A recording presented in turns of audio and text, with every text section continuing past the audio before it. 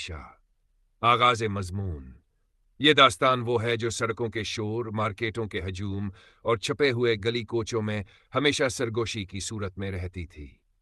گوال منڈی کا نام جب لیا جاتا تو اس کے ساتھ انڈر ورلڈ کے نام جھرنے کی طرح پھوٹ پڑتے تھے۔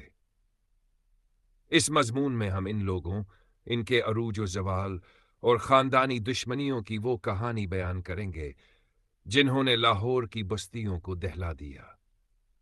خطرناک کاروبار کا آغاز۔ بظاہر یہ لوگ کاروباری دکھائی دیتے تھے، مگر حقیقت میں ان کے کاروبار کا محور بھتا خوری، پروٹیکشن منی اور قبضہ مافیا تھا، جن کا ذکر عام زبان میں صرف بطور قصہ ہوتا رہا، مگر ان کے پیچھے خون کی ندیاں بہتی رہیں۔ خواجہ تعریف گلشن جس کا نام آتا تو بازار ہل اٹھتا۔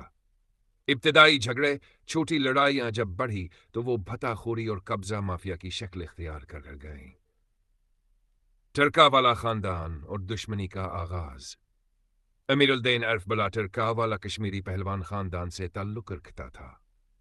اس کا قلعہ شاہ عالم گیٹ کے باہر تھا اور وہ اپنے اکھاڑے کے ساتھ مارکیٹ میں مضبوط آثر ورسوخ رکھتا تھا، مگر 1990 میں جب اس کے قریبی ساتھی حنیف عرف حنیف، ہاور شفیق عرف بابا نے بلا کے خلاف حرکت کی اور پھر حملہ ہو کر امیر الدین ہوا تو یہی واقعہ دشمنیوں کو تیز کر گیا۔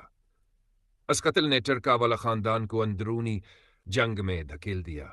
انتقام، خون اور بدلے کی زنجیروں نے آغاز لیا۔ بیٹے کا عزم اور نیٹ ورک کا سنبھالنا۔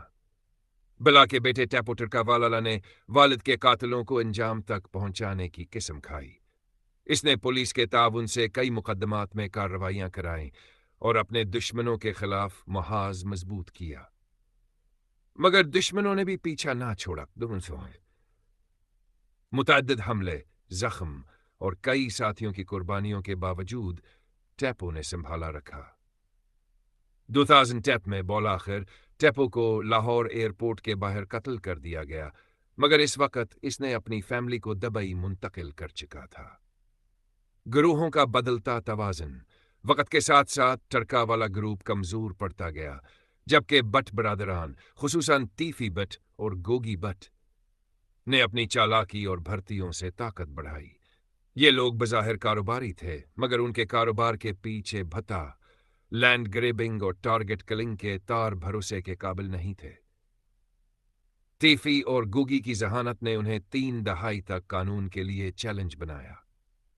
خاندانی دشمنی کی نئی آگ۔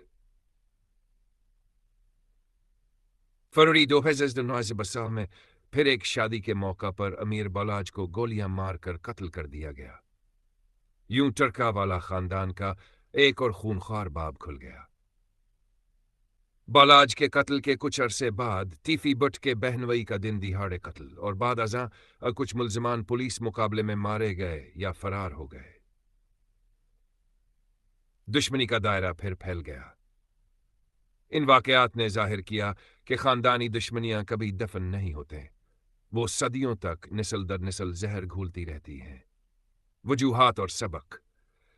اس پورے سانحہ سے جو چند واضح اسباب سامنے آتے ہیں وہ یہ ہیں: ارتجاری طاقت کی ہوس، املاک اور زمین پر قبضہ، بھتا خوری اور پروٹیکشن کلچر کہ جس نے کاروبار کو دہشت گردانہ رنگ دیا، خاندانی عہد جو انصاف کے بجائے خود ساختہ سزا بن گیا۔ یہ تمام وجوہات مل کر ایک معاشرے کو اندر سے کھوکھلا کر دیتی ہیں۔ آخر میں ایک پیغام از حکیم سید محمد علی شاہ، لبادہ تاجر کا اور لے، لیکن پاکستان کے سڑکوں پر سے گولی لگے گی۔ یہ کڑوا بیان ایک حقیقت کی یاد دہانی ہے۔ جہاں ظاہری روایات یا نام و نمود کے پیچھے ظلم و ستم ہو، وہاں معاشرہ خود خطرے میں پڑ جاتا ہے۔ ہمیں چاہیے کہ ہم انصاف، تعلیم اور قانون کی راہ اپنائیں تاکہ خاندانی دشمنیاں اور جرائم کا یہ سلسلہ ختم ہو۔ اختتام مضمون۔ لاہور کی یہ کہانی صرف ایک شہر کی داستان نہیں، بلکہ ایک سبق ہے۔ طاقت، انتقام اور قانون کے خلا نے کیسے معاشرہ بگاڑا۔ اگر ہم نے مل کر نظام انصاف، اقتصادی مواقع اور تعلیم کو مضبوط نہ کیا تو یہ کہانیاں دور ہونے کے بجائے نئے روپ اختیار کریں گی۔ یہی دعا ہے کہ آئندہ نسلیں عزت، محنت اور قانون کے راستے پر چلیں۔ تحریر و ترتیب حکیم سید محمد علی شاہ۔ یہ مضمون محنت، تجربے اور عوامی بیداری کے مقصد سے مرتب کیا گیا ہے۔